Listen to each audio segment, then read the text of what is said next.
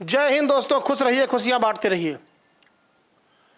हम लोग चर्चा करने चल रहे हैं कि सामान्य हिंदी कैसे पढ़ें, उस पाठ्यक्रम में क्या क्या पढ़ना चाहिए मुझे। देखिए, जितनी भी राज्य स्तरीय परीक्षा हो, चाहे उत्तर प्रदेश हो, चाहे राजस्थान हो, झारखंड हो, उत्तराखंड हो, छत्तीसगढ़ हो, मध्य प्रदेश हो, सब जगह राज्य स्तरीय परीक्षाओं में हिंदी पूछा जाता है।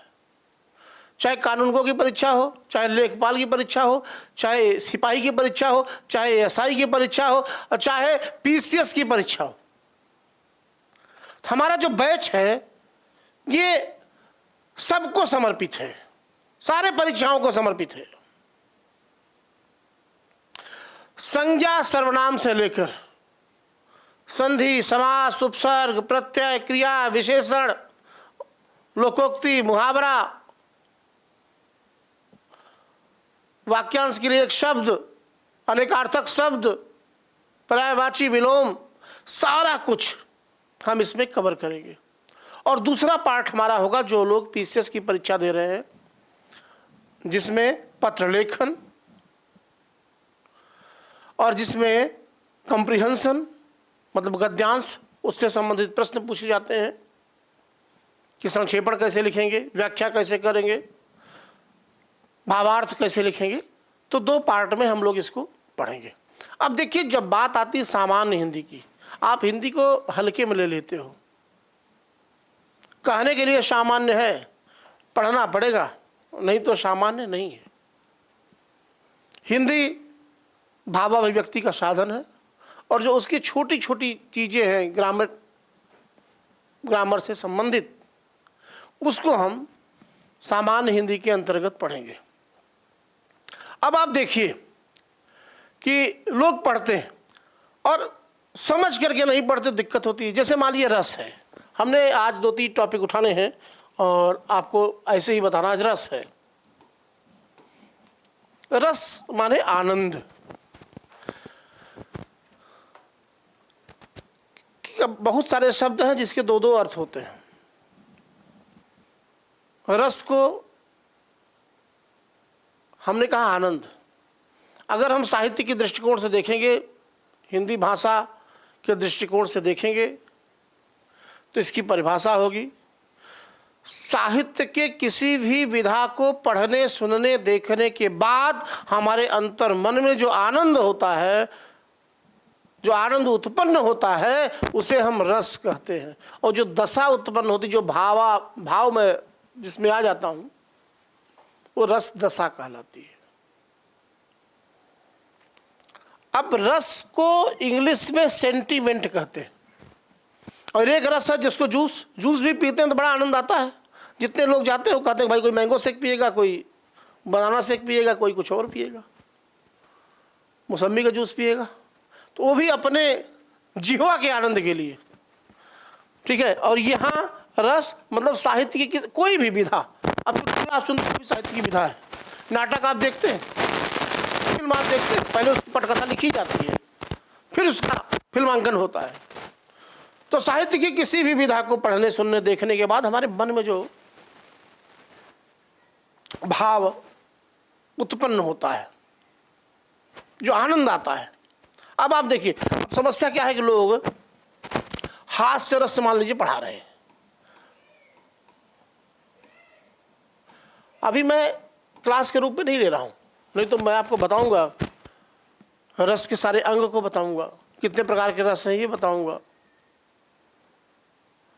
परिभाषा बताऊंगा, कैसे रस की उत्पत्ति होती, विभाव क्या है, अनुभाव क्या है, संचारी भाव क्या है, क्योंकि विभाव, अनुभाव, संचारी भाव, संयोगाद रस, निष्पत्ति, उसको सब कुछ बताएंगे। अभी एक सामान्य चर्चा है। अब हास्य रस में हंसी आना चाहिए, क्योंकि इसका अस्थायी भाव हास होगा, हास। किताब पढ़ते हैं, पढ़ने के बाद हंसी आती नहीं, उसमें बहुत सारे उदाहरण ऐसे मिल जाते हैं मुझे।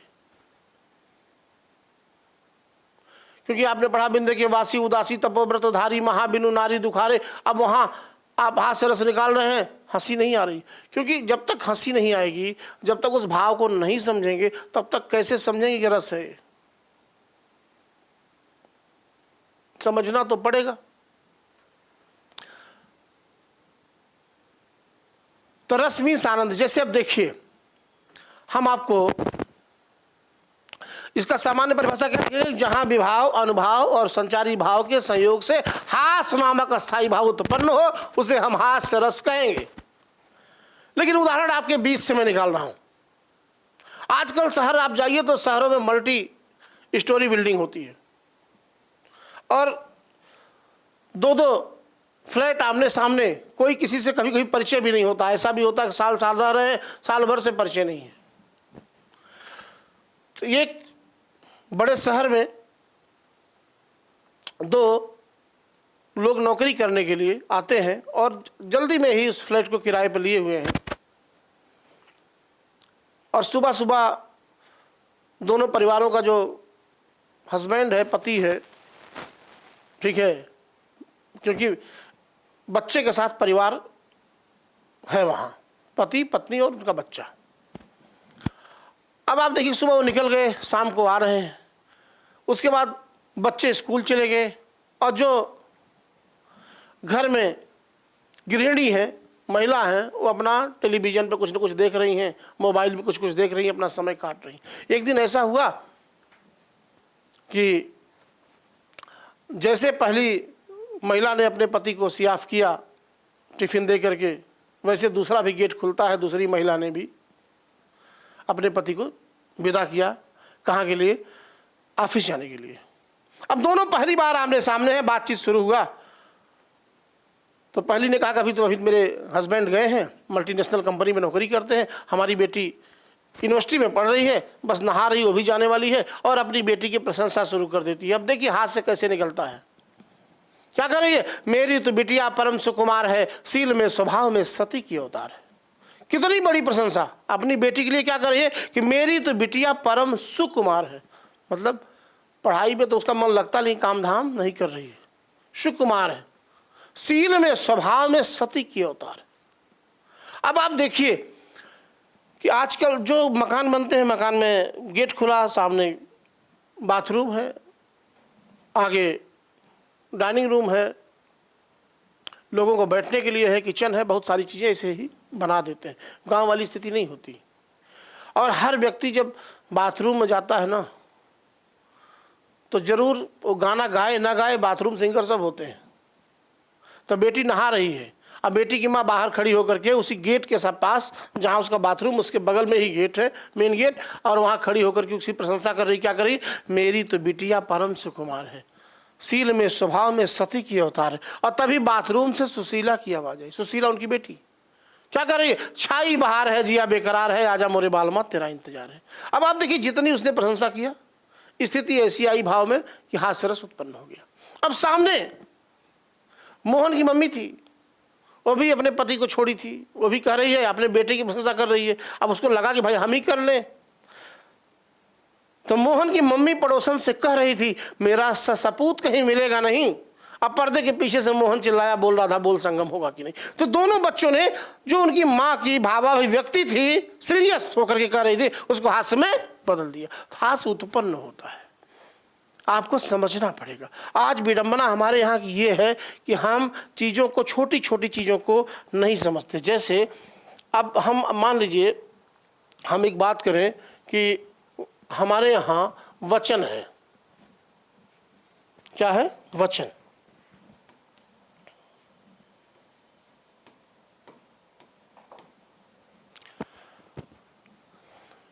संस्कृत में एक वचन, दो वचन, बहुवचन होता था।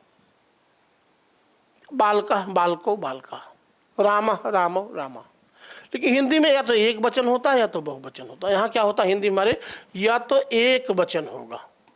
एक वचन मीन्स जहाँ एक का बोध हो, और वह वचन मीन्स जहाँ एक से अधिक का बोध हो। ये दो होता है। हम इतनी छोटी छोटी गलतियाँ करते हैं, हमें समझ में नहीं आता, और फिर हम सोचते हैं हमारा गलत हो गया, हम एग्जाम कैसे नहीं निकला, मेरा निकलना चाहिए था। अब आप सोचिए गलती क्या करते हैं। जैसे हम आपसे पूछें कि लड़का, हम कहें लड़का, तो आप कहेंगे कि साहब ये एक वचन है। हम कहेंगे लड़के, तो आप कहेंगे बहुवचन है, कहेंगे। लेकिन हम कहेंगे पिताजी में कौन सा वचन है? बहुत सारे लोग कह देते हैं कि पिताजी एक वचन है। पिताजी एक वचन नहीं है, पिताजी बहुवचन है। पिताजी क्या है? अब आप कहेंगे कैसे? देखिए, जो वाक्य होता है ना, कभी आप पढ़ते हैं, जब पूरा पढ़ाएंगे तब समझाएंगे, तो केवल शब्द नहीं, पूरे वाक्य में क्रिया, कर्ता, सब कुछ होता है। आप देखिए, लड़का के लिए क्या लिखा जाता है? लड़का जाता है, लड़के जाते हैं। आप देखिए, मतलब जाता है, यहां जाते हैं। अब पिताजी जाते हैं होता है, पिताजी जाता है नहीं होता, पिताजी जाते हैं। क्यों? उनके साथ क्या हो रहा है? ये बहुवचन है, तो बहुवचन के रूप में ही वाक्य की प्रस्तुतिकरण है। तो छोटी छोटी चीज़ों को हमें समझना पड़ेगा। बहुत सारी चीज़ें हिंदी में होता है कि आप ये बताइए कि जैसे डेली रोज़मर्रा की ज़िंदगी में आप बोलते होंगे सर। अब चूँकि जो हमारी जो भाषा है, जो हमारा शब्दकोश है, उसमें 4 प्रकार के शब्द हैं: तत्सम, तद्भव, देशज और विदेशज। बहुत सारे शब्द विदेश से आए, उनका जन्म विदेश में हुआ, हमने आत्मसात कर लिया। जैसे आप डेली बोलते हैं सर। अब सर मीन्स होता है मुख्य। आपके यहां आ जाता है कि यह किस भाषा का शब्द है। बहुत सारे लोग अंग्रेजी लिख देते हैं, ऐसा नहीं है। सर जो है फारसी भाषा का शब्द है, मतलब अरबी फारसी से आया है। ठीक है, सर मीन्स होता है मुख्य। आप देखिए, याद करिए, आप तो जीएस पूरा पढ़ेंगे, ऐसा तो है नहीं केवल हिंदी पढ़ रहे हैं। अंग्रेज जब व्यापार करने के लिए यहाँ आना चाहते थे, तो वहाँ की महारानी का खत लेकर के कौन आता? Sir Thomas Roe. उसके नाम के आगे सर क्यों लगाया गया? क्योंकि उसको राजा से मिलना था। अभी आप अमेरिका घूमने जाइए, लेकिन अमेरिका के राष्ट्रपति से नहीं मिल सकते, सामान्य नागरिक की हैसियत से गए हैं। लेकिन अभी प्रधानमंत्री माननीय मोदी जी आपको कुछ विशिष्ट व्यक्ति बना करके भेजे, तो वहाँ जा करके आप राष्ट्रपति साहब से या उनके प्रतिनिधिमंडल से मिल सकते हैं। ऐसे ही ये वहाँ से आए, तो उनके नाम के आगे सर लगाया गया, क्योंकि सर हमारी भाषा थी, हम समझ जाए। सर टॉमस रो, ये मुख्य है। हम बहुत रोजमर्रा की जिंदगी में शब्द यूज करते हैं: समोसा, जलेबी, रबड़ी, मलाई, काजू, अलमीरा, आलपीन, चद्दर, तकिया, कुर्ता, पजामा। कोई भी शब्द मेरा नहीं है, हमारे हिंदी में आ गया है। तो छोटी छोटी चीज़ें होती हैं जो मुझे समझना होता है। आप देखते होंगे, एक सामान्य जानकारी मैं देना चाह रहा हूं, आप समझिए। इसी से छोटी छोटी चीज़ों को भी आपको ध्यान से पढ़ना होगा। अगर हम आप लोगों से पूछें कि इन दोनों शब्दों में से कौन से सही हैं, तो आप क्या बोलोगे? लगभग लोग मुझसे, जो मैंने देखा उसमें क्या बोलते हैं, जैसे मान लीजिए मैंने लिखा डॉक्टर और फिर लिखा डॉक्टर। अब हम पूछते हैं कि दोनों में से कौन सही है, तो सारे लोग बोलते हैं कि ये वाला सही है सर। ये तो लोग कहते हैं गलत है, जबकि दोनों सही है। क्योंकि जब वर्णमाला पढ़ेंगे, सही से लोग पढ़ते नहीं। समृद्ध स्वर क्या, विवृत स्वर क्या, आगत स्वर क्या। हमारे यहां आ और आ दोनों है, ये आगत स्वर है। हम देखो ये लगाते हैं तो इसके ऐसे, और ये है ऐसे। ये डॉक्टर माने होता है कि जो भी व्यक्ति के सामने ये वाला डॉक्टर लिखा जाए, ये वाला, इसका मतलब उसने चिकित्सा विज्ञान की पढ़ाई की है। और ये डॉक्टर जब लिखेगा तो उसमें इसका मतलब उसे एक विशेष डिग्री हासिल है, या तो वो क्या है, डॉक्टर ऑफ फिलॉसफी है, पीएचडी है, डीफिल है, तो जो पीएचडी और डीफिल है वो इस तरह लिखेंगे, और जो केवल चिकित्सा विज्ञान की पढ़ाई की है इस तरह लिखेंगे। लेकिन लगभग लोग ऐसे लिखते हैं, डॉक्टर विनोद कुमार। अब उनसे पूछिएगा आपने पीएचडी की है, आपने डीफिल किया है, तो नहीं जी नहीं किया है, लेकिन लिख रहे हैं। आप सोचिए, बहुत सारी गलतियां हमारी भाषा में हो रही और हम ध्यान नहीं देते। छोटी छोटी गलतियों को धीरे धीरे हम सीखेंगे तो जा करके 50 नंबर का क्वेश्चन आएगा। हम वादा कर रहे हैं आपसे कि 50 में 50 आप सही करेंगे, लेकिन आपको धैर्य रखना पड़ेगा उसके लिए। अब आप देखिए, छोटी सी बात एक और मैं आपके सामने कर रहा हूं, अब समझना।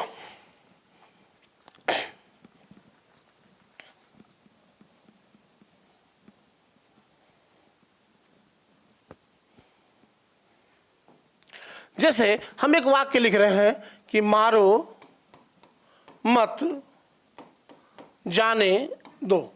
अब ये वाक्य क्या है, अभी तक जो लिखा गया है इसका मतलब कि अस्पष्ट वाक्य है, अर्थहीन वाक्य है, इसका कोई मतलब नहीं। क्यों? कामा का जो प्रयोग होता है, विराम चिन्ह पूरा पढ़ेंगे हम तो देखेंगे कितने प्रकार के विराम चिन्ह कहाँ लगाए जाते हैं, उसका अर्थ क्या होता है, उसका वाक्य पर प्रभाव क्या पड़ता है।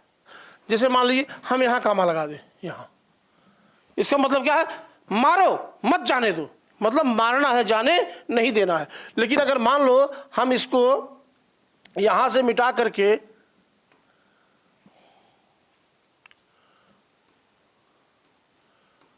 यहां लगा दें, यहां, इसका मतलब मारो मत जाने दो, अर्थ बदल गया। पहले में क्या था, मारो मत जाने दो, और दूसरे में मारो मत जाने दो, मतलब पहले में मारना है, जाने नहीं देना है, और दूसरे में मारना नहीं है, मारो मत जाने दो, इसका मतलब छोड़ दो। तो केवल एक कामा आया और अर्थ को बदल दिया। तो छोटी छोटी चीज़ों पर अगर हम गहन विश्लेषण करेंगे, छोटी छोटी चीज़ों को जानने का प्रयास करेंगे, तो हम कभी गलती नहीं करेंगे और हमें सामान्य हिंदी में बहुत अच्छा नंबर मिलेगा। हम क्या करते हैं, हमारी गलती क्या होती है कि हम टॉपिक पूछते हैं, सिलेबस क्या है, टॉपिक क्या है, और जल्दी जल्दी से पढ़ करके निपटाना चाहते हैं। उसी जल्दी जल्दी निपटाने के चक्कर में आप भी निपट जाते हो फिर। ठीक है, सब क्वेश्चन क्या करते हो, कितने घंटे में खत्म होगा। अब बहुत लोग हैं जो घंटे में खत्म कर देते हैं, आपको घंटा मिल जाता है। तो इनसे बचो साहब, हमको टाइम दे करके एक बार पढ़ना है, कोई भी परीक्षा आएगी पास करना है। तो छोटी छोटी चीज़ों से लेकर के बड़ी बड़ी चीज़ों पर हम विस्तार से बहुत अच्छे से पढ़ाएंगे और वादा करेंगे कि आपका कोई क्वेश्चन गलत नहीं होगा। तो आप हमारे साथ जुड़ें। कल से हम लोग क्लास की शुरुआत कर रहे हैं और हम लोग जुड़ करके अच्छे से क्लास को शुरू करेंगे, और जो सफ़र का रिजल्ट होगा बड़ा ही सुखद होगा, वो बहुत ही सुखद होगा। एक एक टॉपिक को बड़े विस्तार के साथ, बहुत सहजता के साथ, बहुत सरलता के साथ पढ़ाने का प्रयास करूँगा। बहुत सरल बना करके, बहुत सहज बना करके, छोटी छोटी चीज़ों पर विशेष ध्यान दे करके, एकदम समझा करके आपको पढ़ाऊँगा। तो इसलिए आप लोग मेरे साथ जुड़ें और हम लोग कुछ बेहतर करेंगे अपने ज़िंदगी के लिए। धन्यवाद। जय हिंद, जय भारत।